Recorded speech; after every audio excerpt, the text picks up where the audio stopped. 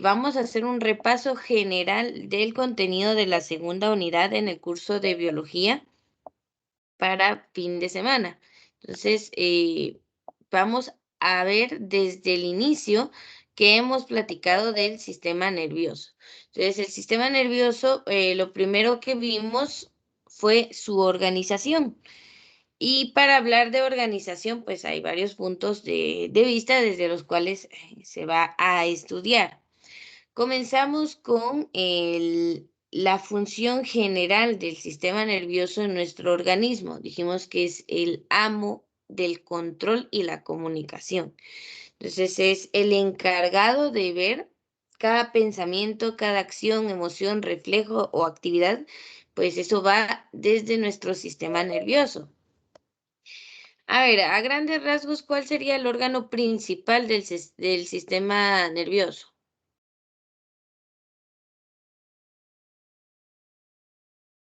En donde se procesa todo. El cerebro. Exactamente, el cerebro. El cerebro, a ver, ¿qué recuerdan ustedes? ¿Es parte del sistema nervioso periférico o del sistema nervioso central? Central. Excelente, es del sistema nervioso central, ¿verdad? Entonces, a él llega toda la información que nuestros sentidos o nervios del cuerpo perciben, ¿verdad? Si usted se lastimó, esa sensación de dolor llega hasta el cerebro y él es el que decodifica esos mensajes, ¿verdad? Esa señal y pues le advierte de que hay algo que lo está lastimando para aliviar esa sensación de dolor. Entonces es el cerebro pues quien está ahí al pendiente de todo ello. Va a realizar tres funciones principales, ¿verdad? Centinela porque recibe todo lo del exterior. A ver, esta sí ya es pregunta más técnica. ¿Cómo se llama esa función de recibir? O sea, cuando la información va del exterior hacia el sistema nervioso central. Es de los tres procesos que realiza nuestro sistema nervioso.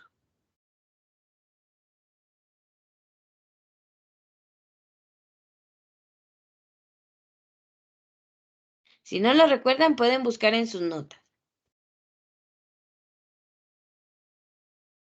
Está la vía en la que la información va del sistema nervioso para afuera, o sea, hacia los músculos o glándulas, y está la vía que va de las glándulas y músculos o los sentidos hacia adentro, hacia el sistema nervioso central. Eso es lo que estoy preguntando. La primera, de en la que se recibe la información. El aferente. Perfecto, es la vía aferente. Cuando va de los sentidos hacia adentro, el cerebro pues va a captar toda esa información que llega, ¿sí?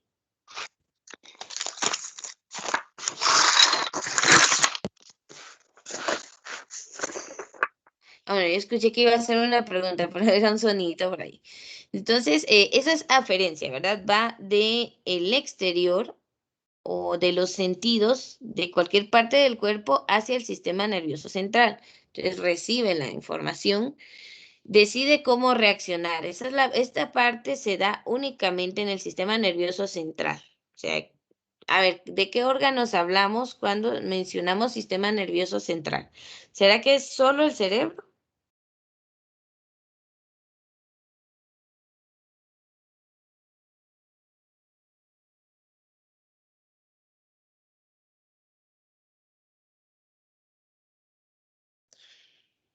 Es el único órgano en el sistema nervioso central.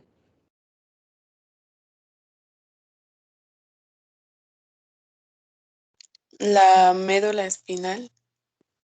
Muy bien, esa es otra.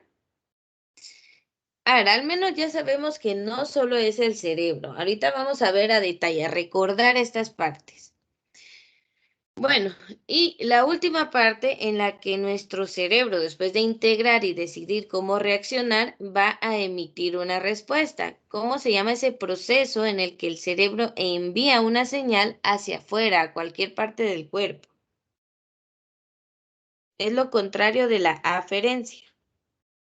Eferente. Aferente. la vía eferente o eferencia simplemente, ¿verdad? Esos son los tres procesos que va a hacer el sistema nervioso general, ¿verdad? Sería la aferencia sensitiva, donde los cambios, los estímulos del exterior viajan a través de los nervios periféricos hacia nuestro sistema nervioso central. Esa es la aferencia sensitiva. Luego, el sistema nervioso central decide qué hacer y va a reaccionar. Eso se llama integración, cuando decodifica la información que llega, la analiza, la comprende y bueno, hay una respuesta.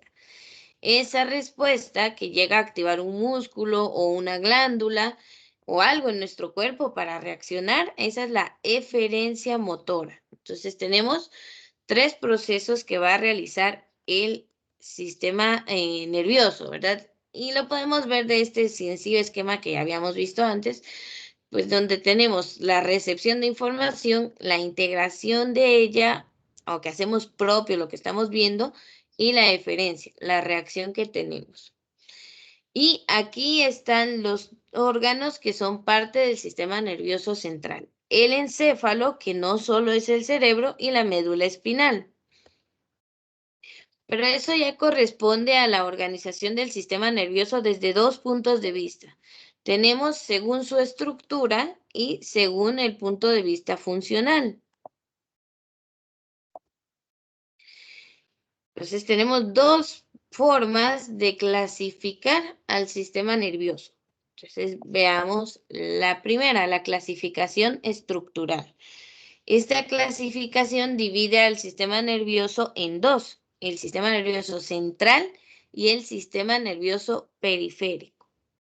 Entonces, acá nos dice encéfalo y médula espinal. Pues veamos ya, a fin de cuentas, qué es el encéfalo para que terminemos de comprender al sistema nervioso central. Entonces, acá, si yo pregunto órganos que corresponden al encéfalo, podemos mencionar a tres: el cerebro, el cerebelo y el bulbo raquídeo. O sea, este es como el tallo del cerebro, el cerebelo es la parte más primitiva y luego pues las capas y capas que hemos ido añadiendo en nuestras estructuras cognitivas, o sea, del cerebro. Todas estas últimas capas pues nos hacen ser seres racionales.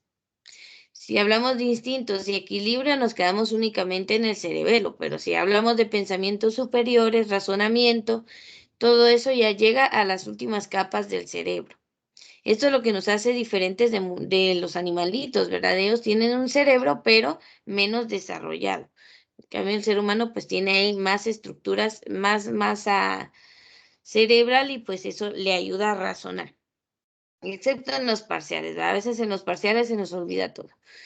Entonces, normalmente pues sí tenemos aquí en uso todas las estructuras del cerebro, aunque dicen, ¿verdad?, que apenas usamos el 10%, pero quizás se refiere a que no usamos todo nuestro potencial, ¿verdad?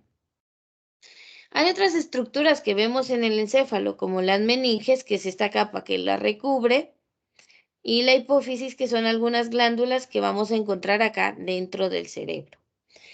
Pero todo a lo que le llamamos encéfalo, entonces no es solo el cerebro, sino son estas tres estructuras juntas y aparte en el sistema nervioso también central encontramos a la médula espinal. Esas serían las dos grandes partes del sistema nervioso central, encéfalo y médula espinal. Pero entendiendo que encéfalo lleva estos tres órganos, para que vean que en total son 4 los componentes del sistema nervioso central, encargado de la integración y centro de mando de nuestro cuerpo, ¿verdad?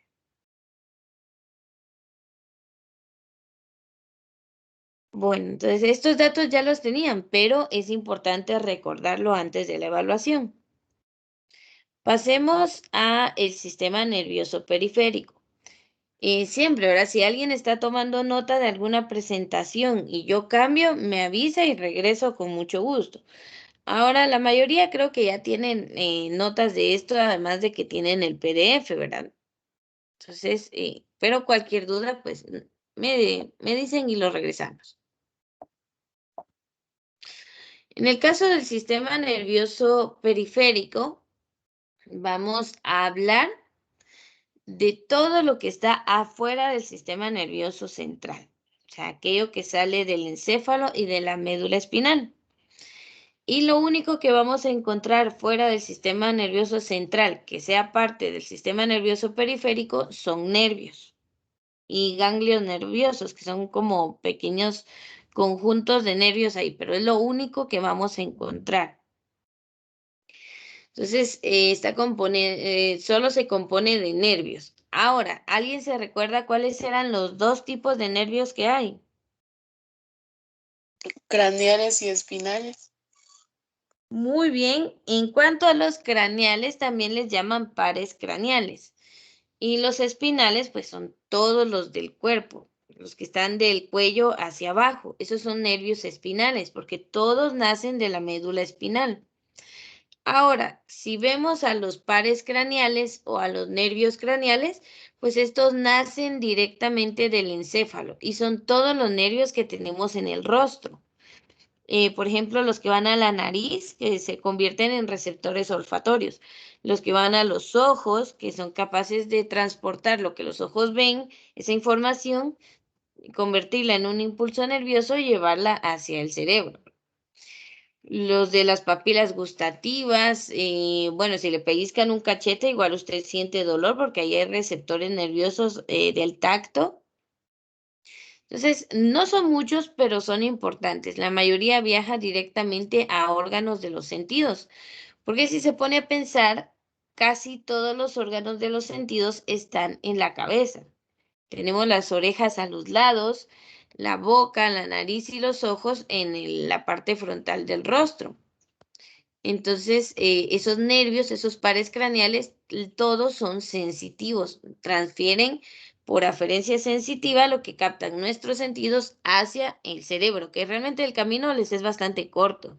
Por eso usted mira y pues casi que en directo, ¿verdad? No es como que tenga que esperar unos segundos en lo que su cerebro empieza a captar información de lo que está viendo, ¿no? Sino que eso es instantáneo. Ahora, todos los que están aquí abajo del cuello hacia abajo ya son nervios espinales. Todos los del plexo sacro, los del plexo lumbar, los toracoabdominales, los braquiales, todos esos nervios nacen de la médula espinal. Por eso son nervios espinales. Entonces, hay nervios de dos tipos. Están los sensitivos, que son los que transfieren por aferencia de alguna parte del cuerpo al cerebro. Y están los eferentes, que son los que llevan la información del cerebro hacia alguna parte del cuerpo. Entonces, de esos podríamos dividirlos en esos dos subtipos. Vamos a ver las funciones del sistema nervioso periférico de manera general. Sabemos que conecta el sistema nervioso central con los órganos y extremidades de la piel, porque imagínense, el sistema nervioso central se engloba en la región craneal y en la región dorsal, en el centro, donde va la columna vertebral. Pero nosotros necesitamos sensibilidad en todos los órganos del cuerpo, entonces los nervios sirven de conexión, ¿verdad? También envían información sensorial y motora hacia y desde el sistema nervioso central. Captan información y la llevan, captan órdenes y la llevan también de regreso. Bueno, y esto es lo mismo, para permitir que el cerebro y médula espinal reciban y envíen información a otras partes del cuerpo. Y también ayudan a regular las funciones involuntarias de nuestro cuerpo.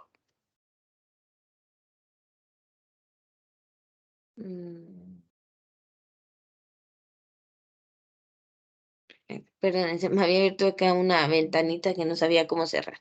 A ver, entonces, cuando hablamos de funciones involuntarias, pues son los latidos del corazón o la respiración. A ver, dígame, usted en este momento que está concentrado en la clase, que está escuchando y está ahí anotando si le falta algún dato, responda con sinceridad. ¿Estaba consciente de su respiración? O sea, usted pensaba cada segundo, voy a inhalar, voy a exhalar, voy a inhalar, voy a exhalar. o de los latidos de su corazón, decir ahorita va a latir, no, sístole, diástole, o que el corazón se mueva. Le pregunto, ¿usted estaba consciente de eso o simplemente lo hace su cuerpo en automático? Lo hacen automático porque no estamos conscientes. Exacto, imagínese con lo olvidadizo que somos, tal vez se nos olvida respirar y nos caemos ahí desmayados por falta de oxígeno. Entonces el cuerpo lo hace en automático para que usted no tenga que recordar a cada segundo que tiene que respirar, que tiene que mover que el corazón tiene que latir. O sea, no necesitamos estar pendientes de ello porque nuestro organismo lo hace en automático siempre y cuando estemos vivos, ¿verdad? Porque ya muertos, pues ninguno de esos dos procesos funciona. Entonces, eso es gracias a los nervios y pues que una parte de su cerebro sí está pendiente de que eso suceda, pero no la parte consciente, ¿verdad? Porque no estamos pensando en ello. Muy bien. Solo les voy a pedir, permítame un segundito, solo voy a ir por un vaso de agua porque siento que se me cierra la garganta. Entonces, en eso vamos a continuar con este esquema. Solo permítame un minutito.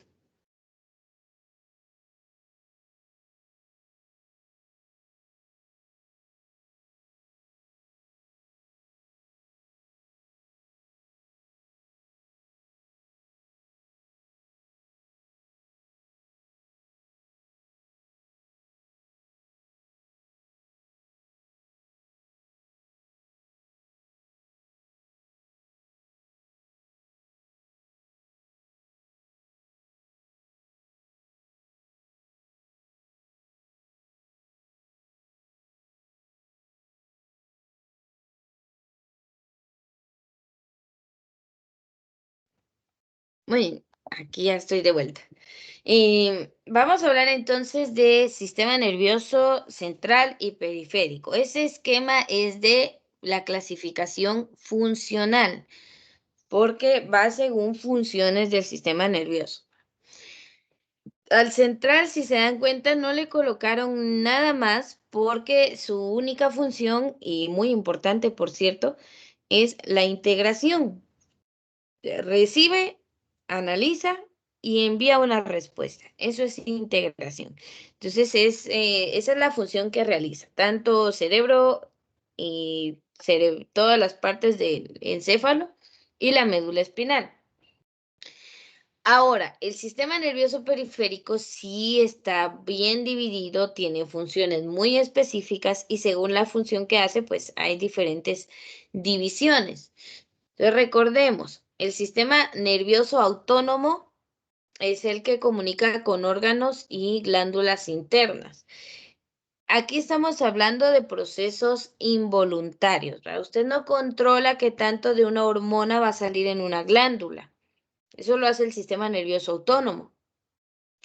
Ahora, a veces hay problemas con esto, ¿verdad? Porque hay glándulas que secretan en exceso las hormonas y eso llega a causar, por ejemplo, el hipertiroidismo, que hay hormonas en exceso. O a veces hay glándulas que pues secretan una cantidad menor a la que deberían y hay hipotiroidismo. Entonces, sí, es bastante complicado pues la acción de las glándulas porque son enfermedades, ¿verdad? Entonces nos toca trabajar con medicamentos para regular eso. Pero entonces nuestro sistema nervioso autónomo se divide en la división parasimpática, que más que todo en estados de calma, y la división simpática, que es en estados de excitación o de activación de ciertos procesos. Luego, otra división del sistema nervioso periférico es el sistema nervioso somático. Y este pues comunica con órganos sensitivos y músculos voluntarios. Ahí estamos hablando de cuestiones que usted sí controla, ¿verdad? Que es la aferencia sensitiva, lo que captan sus sentidos. Usted no quiere ver algo, cierre los ojos, ahí no lo va a ver. No quiere escuchar algo, bueno, ahí sí está un poquito complicado porque el sistema del oído siempre está activo. Pero bueno, es cuestiones que sí podemos regular. Igual los movimientos, ¿verdad? Si usted quiere pararse ahorita, sentarse, volverse a parar, eso ya es de forma voluntaria. Usted decide que lo va a hacer. Eso es porque son funciones del sistema nervioso somático, encargado de esos movimientos voluntarios. Entonces se va a dividir en dos. El sistema nervioso sensorial, que es para la aferencia sensitiva, va a los órganos, todos los nervios del sistema nervioso periférico que vayan a dar a órganos de los sentidos. Y el sistema nervioso motriz, que es la salida motora. Todos esos nervios encargados de captar órdenes del sistema nervioso central y llevarla a todas las partes del cuerpo. Entonces, este es el resumen del sistema nervioso periférico, ¿verdad? Todo lo que abarca la clasificación funcional, desde el sistema nervioso, la división sensitiva del sistema nervioso somático, la división motora o eferente, que es esta interacción, que hay nervios que captan información y la envían a la médula espinal, por ejemplo, eso es aferente. Y hay otros nervios que captan la información en el sistema, en la médula espinal y la llevan como respuesta pues al músculo o a donde sea que se vaya a dar. Ese es un nervio eferente. O sea, hay unos que reciben y envían al cerebro y hay otros que captan en el cerebro y lo envían a alguna parte del cuerpo. Esa es la división sensitiva aferente y esta es la división motora del sistema nervioso somático. Además, pues también vimos la división simpática y parasimpática del sistema nervioso autónomo. O sea, esto está más allá de nuestro control, ¿verdad? Usted no puede reducir o acelerar el impulso cardíaco a voluntad, sino que depende del tipo de reacción que se esté dando y si se activó la división simpática o parasimpática en su cuerpo, ¿verdad? Entonces, un susto grande, ¿verdad? Y se le bajó la presión, se desmayó, entonces puede hacer actividad de esta. O un susto y usted se activa, se le aceleran el impulso cardíaco, empieza a correr y un montón de cosas. Eso es la división simpática. Entonces tienen efectos contrarios, pero están más allá de nuestro control, ¿verdad? Esto es parte del sistema nervioso autónomo, aquel que no podemos controlar nosotros directamente.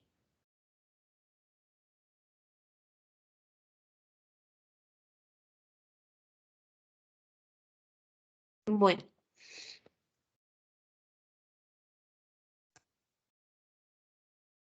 Y la última parte de lo que estuvimos platicando, que fue la neurona, ¿verdad? Que son las células nerviosas, las células que componen todo el tejido nervioso del cerebro, cerebelo, médula espinal, incluso los nervios, que son conjuntos de axones de neuronas, o sea, son bastante largos, que están ahí pues pendientes de toda la información y la transmisión de impulsos nerviosos, ¿verdad? Entonces, una neurona típica siempre va a tener un cuerpo o soma, su núcleo, algunos organelos que le sirven para su función metabólica, dendritas, axón y bueno, esta es la estructura de una neurona típica. Y una vaina de mielina pues conformada por las células de Schwann. Eso es prácticamente lo que contienen normalmente las neuronas. No todas tienen todas estas estructuras, pero esta es como la general, ¿verdad? Bueno, las dendritas serían la zona aferente porque reciben impulsos de otras neuronas y lo llevan a que el cuerpo o soma lo integre y emita una respuesta que se envía por la zona eferente de la neurona, que sería el axón. Entonces tenemos esas estructuras capaces de transportar los impulsos nerviosos.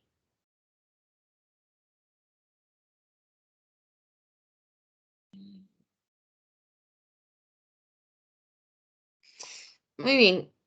A ver, y por eso podemos clasificarlas desde el punto de vista funcional como neuronas aferentes, que son sensoriales, neuronas eferentes, que son motoras, e interneuronas, que pues reciben y llevan información. Entonces, estas son las que ayudan pues con los tres procesos que vimos al inicio, que era la aferencia, la integración y la eferencia.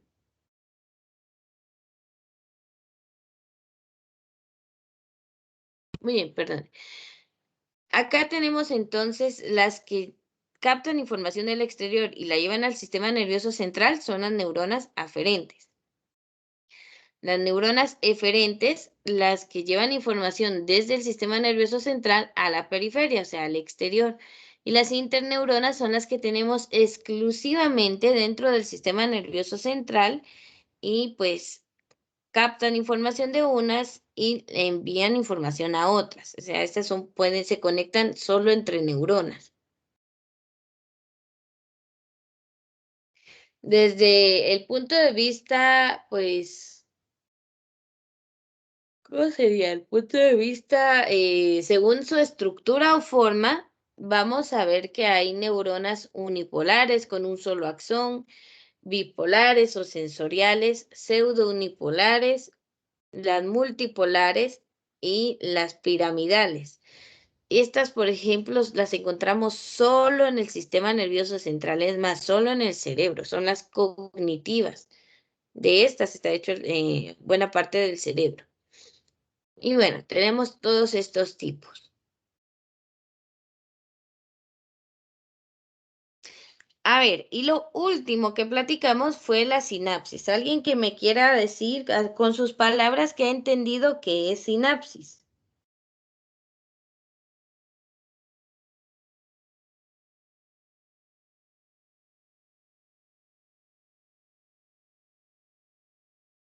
¿O qué anotó ahí que es sinapsis?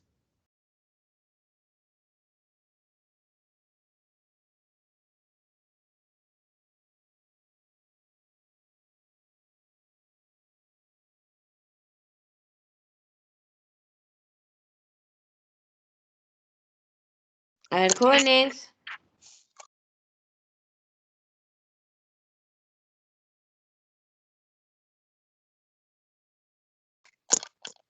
Que es como un espacio para los impulsos nerviosos. Muy bien, como un espacio. A ver, ¿alguien quiere dar otra definición?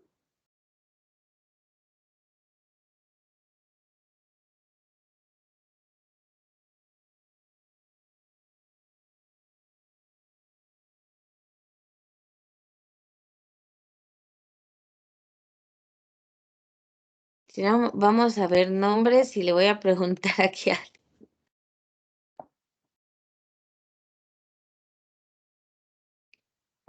Muy bien, de preferencia siempre voy a pedir que participen de forma voluntaria, ¿verdad? Porque a veces obligarlos, pues, no se siente bien. A ver, solo quiero ver quién está queriendo ingresar. Ahí está. Muy bien, nos vamos a quedar con el comentario de su compañera, ¿verdad? Que dice que es un espacio para el impulso nervioso. Pues la verdad es que sí, es ese espacio en donde el impulso nervioso pasa de una neurona a otra. Este espacio se llama hendidura sináptica y bueno, más que todo es ese proceso de transmisión del impulso nervioso de una neurona a otra. A ver, ahora si fueran tan amables de decirme cuáles son los dos tipos de sinapsis que hay.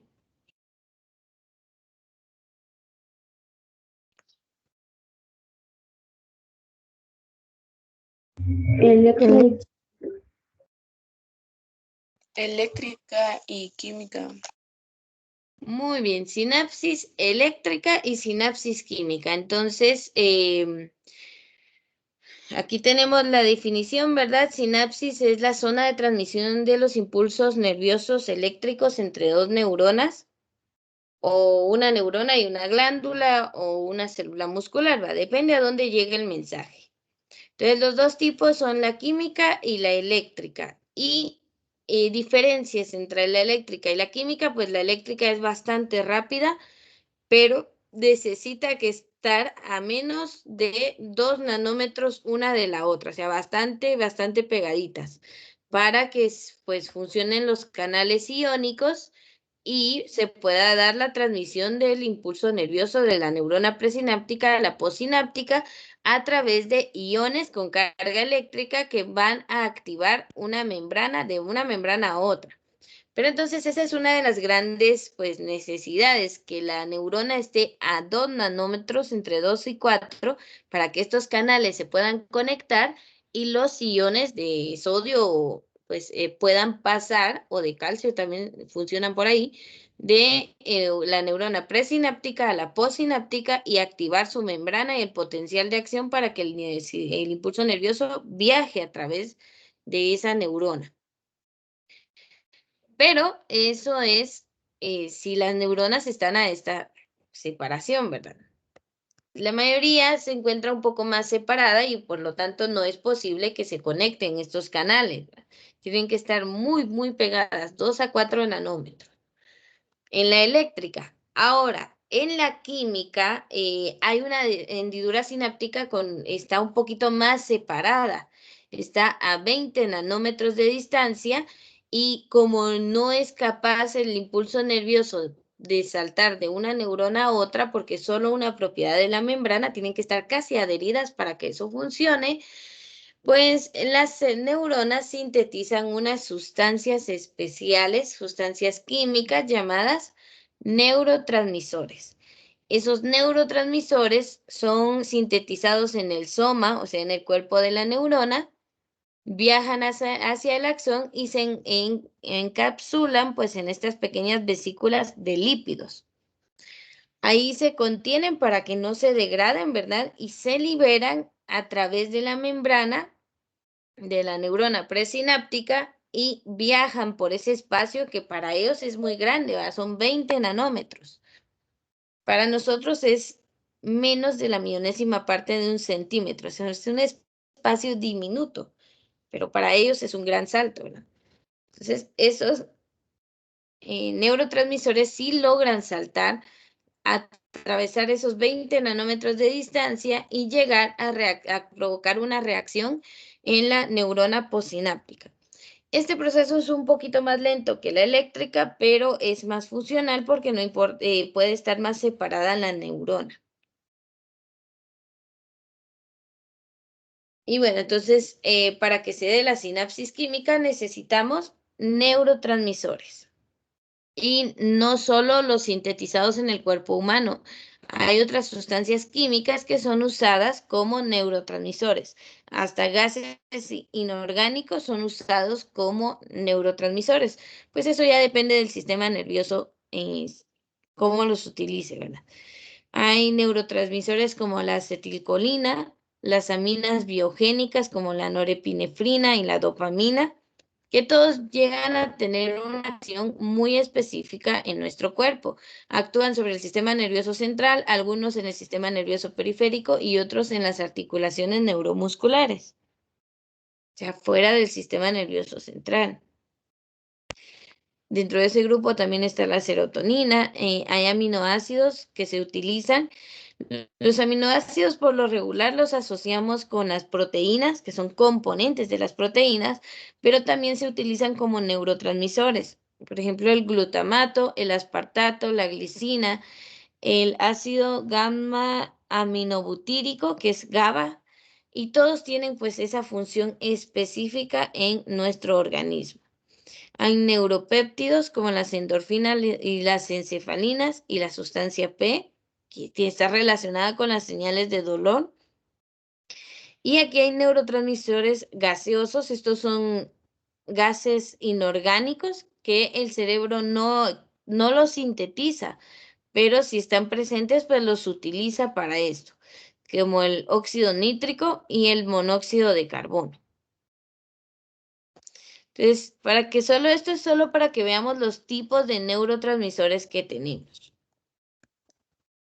Y bueno, lo mismo, esta explicación fue la misma que di en diapositivas anteriores, entonces no nos vamos a detener. Realmente con esto, que es la sinapsis química, terminamos el contenido de la segunda unidad. Entonces ahorita aquí vamos a detener la grabación, prácticamente se logró abarcar todo el contenido y ya solo les queda repasar para la otra semana y primeramente Dios les va a ir muy bien en su evaluación.